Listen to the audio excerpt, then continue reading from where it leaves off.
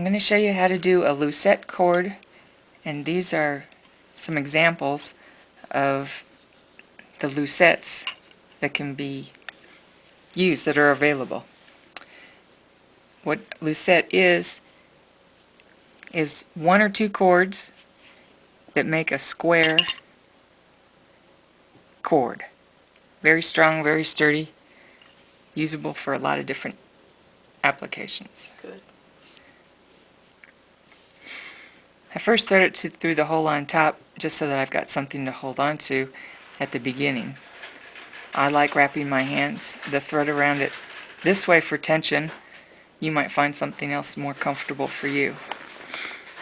I come up and wrap around the right, wrap around the left, reach underneath, and pull it up and over, up and over on the right. Turn, hang on to this loose end, pull from underneath, up and over. You've got to hold on to it at the beginning because it's very, very loose and it'll all just fall apart on you.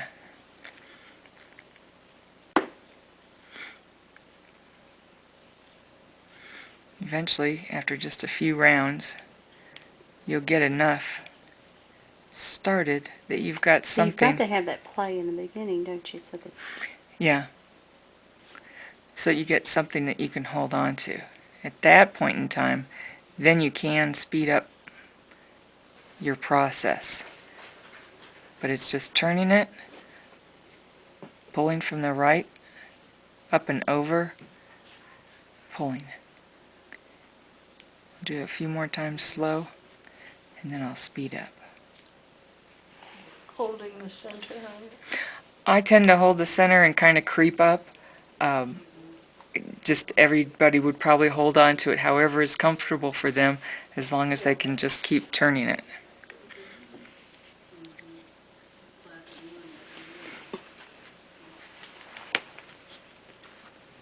okay, Then you can just get going a little quicker.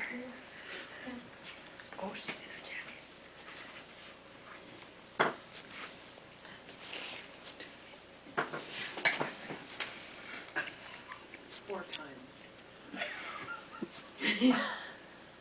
$2. And get faster and faster. At the beginning, you'll be a little lumpy because you won't have your tension correct, but after practice, you'll get a really nice, smooth cord. The kinds of threads that you can use, almost anything. These are a size 5 opera thread. You can use they're cotton. Cotton. It's 100% cotton. I've used embroidery floss, one skein by itself or 2 different colors combined together. I've used size 3 pearl cotton, size 5 pearl cotton. Almost any of the thinner cords too, and you can also take a thicker cord like a size 10 and combine it with something smaller like a size 30, so you'll have one more dominant color than the other color. Just continue to keep doing it, and as it gets long, it'll just feed into this hole and it'll wrap around just like the little tail end is doing. And it's just the movement from you spinning it in your hand, isn't it? Right, because you don't really let go. It's just a twist and it just stays in your hand, so you're not fighting with long strands all over the table or your lap or wherever you work.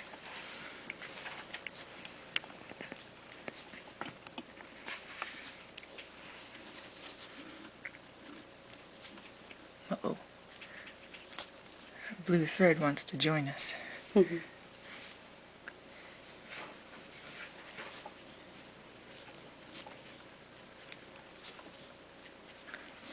See, it's starting to get long enough to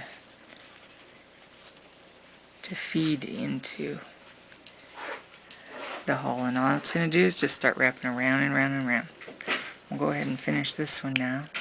Just cut off, and the thread that you would normally go up and over with, you just pull it out, hold on to it, give it a good tug, and take it off the other side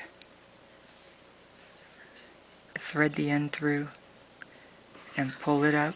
Kind of hang on to the end and just give it a good stiff pull. Nice. And that's a square cord. I don't know if you can tell that or I not. think so. I think it's shallow. And then, if you make it long length and it's the wrong size, you can just take it and cut it.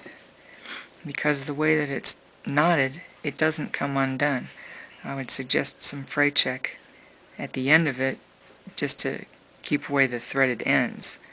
And then what I like to do is, when I do cut it like this, is to then wrap a knot in the end of it. It just gives it a nicer finish, and if you're using it for a drawstring bag, you need that in there anyways, the ending.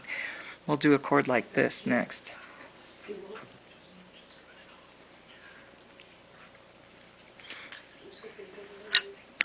This time I'm using 2 colors, and it's basically just the exact same way, but this will let you see how to start it again. Wrap it around my hands like this, over the right, around the left, take the underneath, pull it up and over, and snug it. Pull the bottom up and over the cord that you're wrapping around. Gotta hold on to it at the beginning again because it's real fiddly.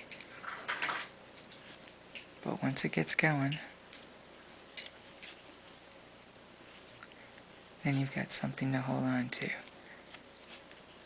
If you're really careful with the way your colors come together onto it, you can actually get a herringbone type of a look most of the time. Forming. And that's, you just have to be careful. You know, if you don't really care, you can just kind of do it haphazard. See, I think that one just switched. I think my blue just went on top. I think it was on the bottom. That's pretty, yeah, see, it switched. You can tell where it switched. That's pretty. But over 24 inches, 36 inches, I just personally don't think it's that critical. Especially if it's going to be hidden in a bag. Yes, yeah. And that's the same thing. And then I'll go ahead and cut this one again so you can see how it ends.